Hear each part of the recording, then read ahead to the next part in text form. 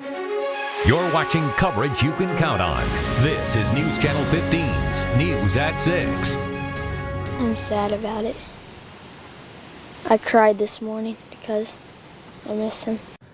Now at 6, overnight storms are responsible for 2 deaths in northeast Indiana, including that of a 14-year-old boy. Good evening, I'm Mark Mellinger. And I'm Heather Herron. Police say strong winds from last night's storm sent a tree crashing onto the top of a mobile home in Winona Lake. News Channel 15's Adam Widener kicks off our team coverage just east of Warsaw. He has the latest on the tragedy in tonight's top story. I'm at the Fairlane Mobile Home Park here in Winona Lake, where behind me you can see the damage from last night's storm and the size of the tree that fell on top of the mobile home behind me. A 10-year-old boy miraculously escaped this scene, but his best friend, a 14-year-old, wasn't so fortunate. The sounds of chainsaws echo throughout the Fairlane Mobile Home Park, following the tragedy that blew in a little after 1 in the morning. There's like a crack, and it was raining, and the wind was blowing hard. And then we just heard a big crash, and it busted the house in the front over there. 10-year-old Corbett Holland was inside the front of this mobile home at the time. He says he and his 14-year-old neighbor were up playing games on their phones when the tree came crashing down. The tree was right on Danny. I thought he just got hurt a lot, like a bunch, but I didn't know he died. I moved out and then I yelled Danny's name. All I heard is, Corbett says he tried to help his friend but couldn't, and miraculously found a way out. There's a hole, and I moved, my arm was stuck, so I moved out, and that's how I got this. Where he said he crawled out of, he went underneath the floor. That's Corbett's mother, Chrissy Holland. He don't know how to take it. He thought it was a nightmare. Well, when he came out this morning, he started crying because he seen it wasn't a nightmare. And I think he's still in a little bit of a shock. And he's not the only one. Friends and family of the teenager who died signed the hood of a car and started a makeshift memorial on the broken tree trunk. Their feelings summed up by an innocent 10-year-old boy struggling to understand. I'm sad about it. I cried this morning because I miss him. In Winona Lake, Adam Widener, News Channel 15. Friends and family of the teenager who died are raising money for the funeral because they don't have insurance. The Titus Funeral Home in Warsaw is accepting donations. The National Weather Service has now confirmed a tornado did touch down in LaGrange County overnight. During the strong storm, a tree 60 feet tall fell on a lake cottage and killed a man in LaGrange County. The coroner says Larry Davison died, but his wife was able to make it out alive. A lot of people who live nearby are coping with that loss and also cleaning up damage to their own property. News Channel 15's Megan Royst continues our team coverage tonight from LaGrange County.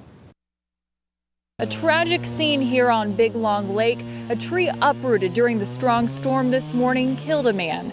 Neighbors tell me the storm moved quickly, knocking down more than 50 trees, flipped over a pontoon boat, and did a lot of damage to homes. One tree about 60 feet tall fell on the home of their good friend, taking his life. I spoke with the sheriff of LaGrange County, Terry Martin, on the phone this morning. He tells me around 2 a.m. a woman called 911 because she couldn't find her husband. Once medics got here, they found him dead in the home. Neighbors all morning long have been driving by, staring in disbelief. One of the tree trimmers up here knew Larry so well that he can't come down to work on the tree, just can't bring himself to do that. It's too close to the tragedy, too close to the person. He's helping everybody up here, but he just can't bring himself to work on this one.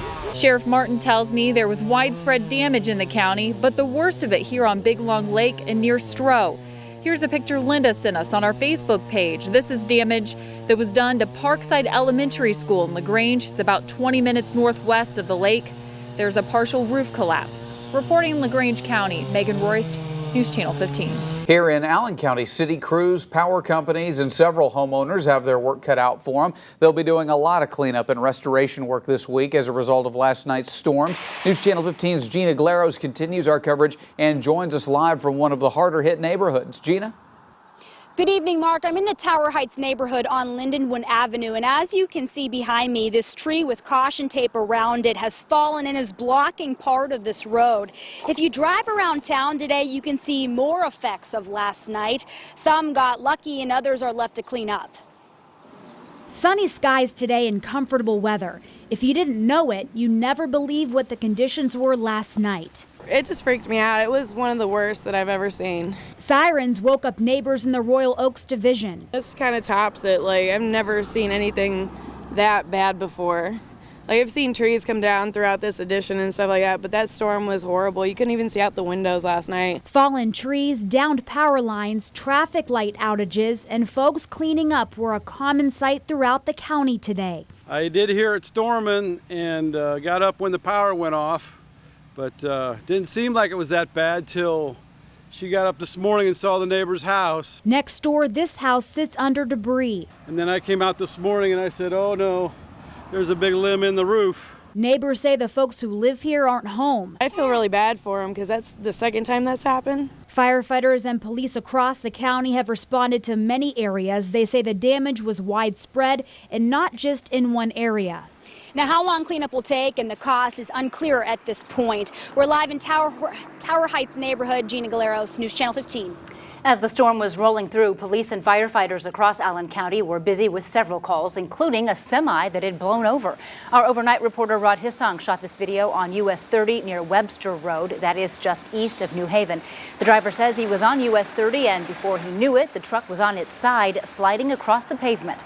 Luckily, he was not hurt. Thousands of people in Allen County are still without power tonight. Indiana Michigan Power is reporting more than 3,000 customers in Allen County still without electricity. That is down by several thousand from this morning. I&M officials say they are working on fixing the rest of the problems, but at this point, they don't know when they'll be done.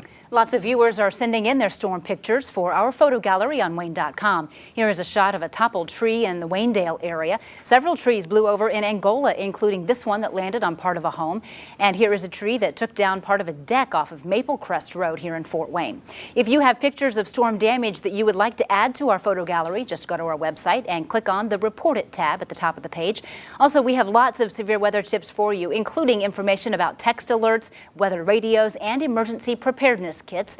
You can find all of that and more on the homepage of Wayne.com. So what can we expect tonight? Chief Meteorologist Nicholas Ferreri joins us now with the first check of our forecast. Well, we can all breathe a sigh of relief tonight. Strong and severe storms out of the picture now, and they remain out of the picture as we finish up the week.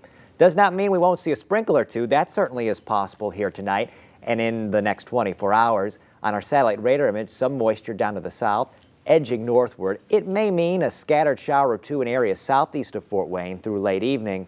And then during the day tomorrow, another weather system will pass on through, giving us a chance at a stray shower. 84 degrees right now in Fort Wayne, 85 in Auburn, and 84 in Decatur. We're going to see these temperatures drop into the mid-60s by morning, and temperatures tomorrow cooler and comfortable. I'll fill you in on this great forecast as we finish up this 4th of July week in just a few minutes. Thanks, Nicholas. One person is dead and several others are hurt. This comes after an explosion at GM's stamping plant in Marion this afternoon. According to the Grant County coroner, the man who died is James L. Gibson. He was 48. 5 other people went to the hospital and emergency responders treated others at the scene. So far, officials have not said just what caused the explosion, but they did say it involved chlorine dioxide. Marion's GM plant makes blanks, stampings, and sheet metal assemblies for cars, vans, trucks, and SUVs. The Kosciuszko County coroner says it was likely carbon monoxide poison that killed a 12-year-old boy in Syracuse. Police found Skylar Spoor dead inside his home Saturday afternoon. There were also 2 gas-powered generators running in that home. The coroner is still waiting for toxicology results and says it could be several weeks before the cause of death is confirmed. A man from Fort Wayne now knows his punishment for shooting at a police officer several times last year. Today, a judge sentenced Daniel Spells to 90 years behind bars. Lawyers were trying to prove he was insane at the time of the crime. They also claimed he was just trying to get rid of the gun and it accidentally went off. But a jury found him guilty of several charges, including attempted murder. The longtime mayor of Decatur has died. Fred Ish passed away early this morning at an assisted living home. He served as mayor of Decatur from 1988 to 2007. And before that, he worked for the Decatur Daily Democrat for 30 years and served in the Army during the Korean War. Services will take place Friday at the Haggard, Sefton, and Hershey Funeral Home and Saturday at St. Mary's Catholic Church. Fred Ish was 81 years old. Still to come on News Channel 15 at 6, a Marine from Fort Wayne has given his family the surprise of a lifetime. Find out how he did it.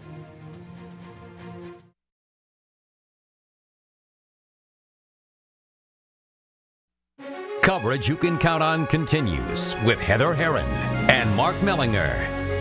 City crews in Fort Wayne installed 16 new Blue Star service banners today along West Jefferson Boulevard near Sweeney Park. Mayor Henry announced the program earlier this year to honor local servicemen and women who are deployed right now. If you are a friend or family member of someone who is deployed, you're encouraged to fill out an application with the city to have a Blue Star banner made for your loved one. And you can do that by heading to this story on Wayne.com.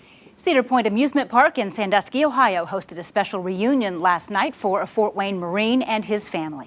I'd like to introduce to you guys Lance Corporal Kyle Cook. Give him a round of applause, guys. He's from Fort Wayne, Indiana. He's been serving in the Marine Corps over in South Korea. So you guys up on your feet, give him a round of applause.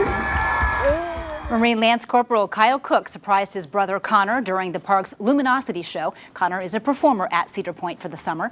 He knew his brother was home but didn't expect to see him for another week. Their parents quickly joined them on the stage. The special homecoming was part of Cedar Point's Stars and Stripes celebration. After last night's rough overnight, we're enjoying the calm after the storm, and we hope it lasts for a while. And it will. Great news for us. You know, a short work week for many people. What could be better than sunshine and comfortable temperatures and comfortable humidity? I'll fill you in the forecast next.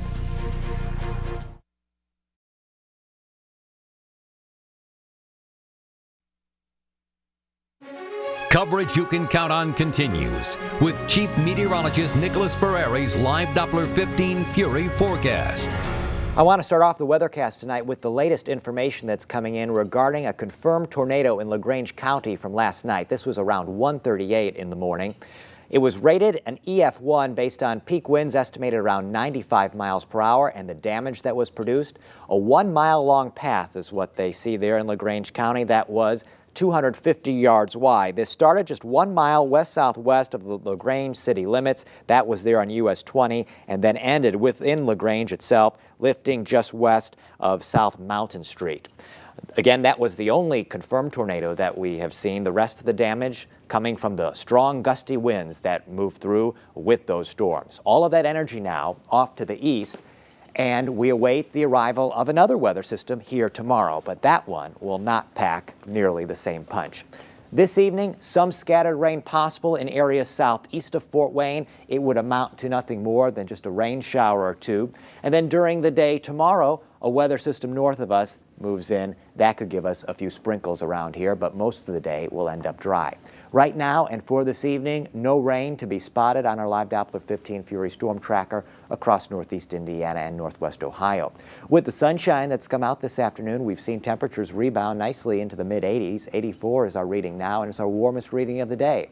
The winds breezy from the southwest at 15 miles per hour, but thanks to the arrival of that next weather system tomorrow, those winds will shift and bring in cooler air for us during the day on Wednesday. 84 in Kendallville and Auburn, 79 in Columbia City, 83 in Bluffton, and 85 in Decatur. For us tonight, a low down to 65 and winds from the southwest between 5 and 15 miles per hour. And then we are dry and partly cloudy through the entire overnight. And we start off the day tomorrow with just a few clouds around and a nice amount of sunshine. More clouds will move in during the course of the afternoon, and you're going to see a few sprinkles try to show up around us. A few of those may make it in. Remember, those would be brief and passing. And we'll continue that chance into early morning on Thursday as this system completes its round through. And then Thursday, the clouds will decrease. We'll see more and more sunshine. No worries for rain then. Temperatures tomorrow, Thursday, Friday, held down in the 70s, and humidity pretty much picture perfect. Comfortable days ahead of us here. 78 on Wednesday, 78 on Thursday, 79 on Friday for July 4th. Lots of sunshine expected then. Saturday, partly cloudy, 81. Sunday, 84. A few more clouds. Warmer air will start to sweep in as we get into the new week, and along with that will come an increase in humidity. So Monday and Tuesday, rain and storms possible and highs near 90. All right. Thank you, Nicholas. Glenn is here. Has some Comets news for us. I wish I had better news about the USA soccer team. Well, now, we'll update our you producer on that. says they just scored. They the just US scored. Well, just that scored. makes it 2-1 in overtime. I guess we'll update you on that coming up. Plus, the Comets add some defense. We'll update you on that. Chris Kramer is heading to the Houston Rockets, and why the Tin Cap season may be literally going down the drain. Video you don't want to flush. Next.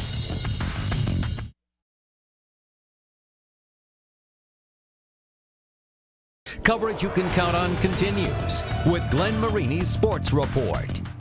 After re-signing 2 forwards yesterday, the Comets are getting defensive. The K's adding 3 blue liners to their roster for the upcoming season. The team re-signing William Lacasse and Matthew Maione. They also agreed to terms with Drew Daniels, who was actually part of a trade with Utah. Lacasse scored this 1 goal to go with 10 points. He played in 60 games, was also 3rd best on the team with a plus-minus of +13. Maione made his pro debut late last season, dishing out 3 assists in 11 games. Now, in other Comets news, qualifying offers are in as the team's releasing a list of players who they've offered a contract. These offers remain open until August 1st. The Comets offering 6. They are goalie Ben Meisner. The rest are forwards. We're talking about Scott Fleming, Brandon Marino, Aaron Clark, Christian Ouellet, and Dean Ouellet. Both Marino and Dean Ouellet have already signed, though, to play in Europe. The Belgians are known for their waffles, but even the casual soccer fan today knew it wasn't going to be a cakewalk. Team USA advancing out of group play and into the knockout round. A win gets them in the final 8. Now, 26th minute, Fort Wayne's DeMarcus Beasley would save the U.S.'s bacon with an amazing goal-saving play. It was tied 0-0 after regulation. It means 2 15-minute overtime periods in OT. The first 15 minutes of OT, Belgium would score 2 goals. However, the U.S. is now on the board. They just scored to make it 2-1 with about 8 minutes left in that second OT period. If the U.S. can score, hopefully they can send it into PKs with the winner of this match going on to face Argentina Saturday in the round of 8. Chris Kramer knows a thing or two about international competition. After playing for the Mad Ants for 1 season, Kramer spent time playing overseas. That includes the last 3 years in Germany. This summer, however, he's getting a shot here in the States. He's heading to Houston to play for the Rockets Summer League team. Kramer flying out of Fort Wayne today. The Huntington North grad and former Purdue standout is looking to impress the Rockets with his trademark defense. There's so many eyes in the NBA out there, and it's basically a tryout for all the teams in the NBA. So if you go out there and you play hard and try to separate yourself in certain ways, you might be able to get a chance, in the future, going to training camp or going to Vegas for the other summer league with another team. So, those are my goals, and hopefully, I can go there and it'll be a great experience. The Rockets' first summer league game is Saturday against the Pistons. All games played in Orlando. On the diamond, last night's storms may have caused a power surge where you're at, but it was nothing like the one Kevin Kiermaier's experiencing. After homering Saturday against the Orioles, then doing it again on Sunday, Kiermaier going deep last night against the Yankees. 3rd straight game with a homer for the Lures grad. He's got 7 round-trippers so far this season. Finally, if the Tin Cap season is going down the drain, you might have South Bend to blame. Over at Four Winds Field, the Silverhawks have urinal caps of every team in the Midwest League. That includes, right here, your own Fort Wayne Tin Caps. The Caps just actually lost 3 of 4 at South Bend, so maybe it works. They opened a 3-game series at Dayton tonight. And Parkview Field has a lot of great things. Climbing wall, place to play in the water, but they don't have urinal caps. So Mike Nutter and the rest of the crew out there, maybe something to add for next season. Okay. There's always room for innovation, I right? suppose so. There you go. Yeah. Nicholas has the latest on our 7-day after this.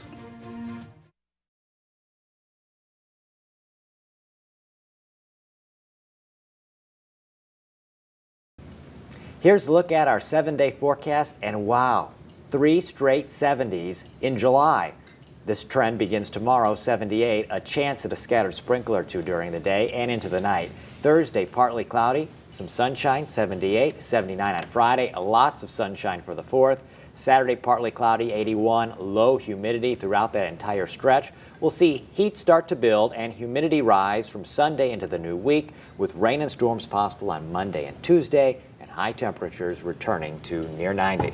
Great way to bring in the month of July. Yeah. Not a bad trend. Thank you, Nicholas. That's our news for now. Thank you for joining us tonight.